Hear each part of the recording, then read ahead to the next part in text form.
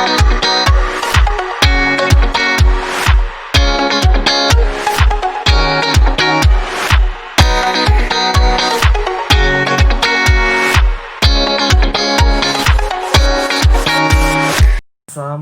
warahmatullahi wabarakatuh. Perkenalkan, nama saya Brilian Sigirian Yusuf, mahasiswa semester 3 Fisioterapi Politeknik Kesehatan Kementerian Kesehatan Jakarta 3. Pada kesempatan kali ini, saya akan menjelaskan tentang GCS. GCS adalah skala yang digunakan para tenaga medis untuk mengukur tingkat kesadaran seseorang berdasarkan respon pasien tersebut. Dengan GCS, dokter bisa menilai seberapa parah tingkat kesadaran yang dialami, penurunan tingkat kesadaran yang dialami oleh pasien tersebut. GCS juga menentukan apakah pasien tersebut sudah masuk tahap koma atau belum. Pengukuran menggunakan metode GCS ini digunakan para tenaga medis karena GCS ini dianggap sangat simple atau sangat sederhana dan bisa dibilang akurat.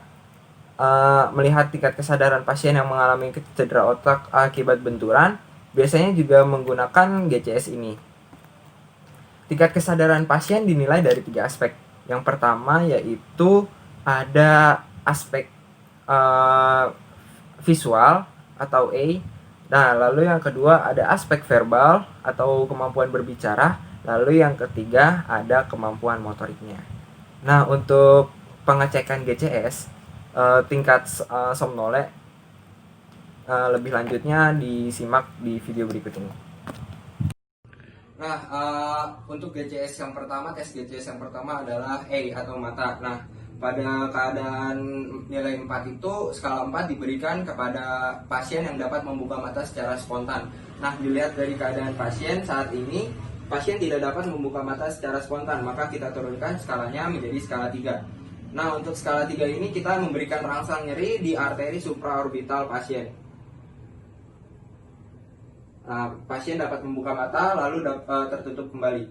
Lalu untuk yang kedua adalah tes verbal. Nah, untuk tes verbal ini nilai 5 diberikan kepada pasien yang dapat menjawab secara lancar. Nah, jika nilai skala 4 diberikan kepada pasien yang dapat menjawab dengan benar tapi masih berpikir, seperti nama bapak siapa, nama saya bla bla bla gitu. Lalu nilai 3 diberikan kepada pasien yang sudah tidak dapat menjawab secara normal tetapi masih ada suaranya tapi jawabnya ngawur.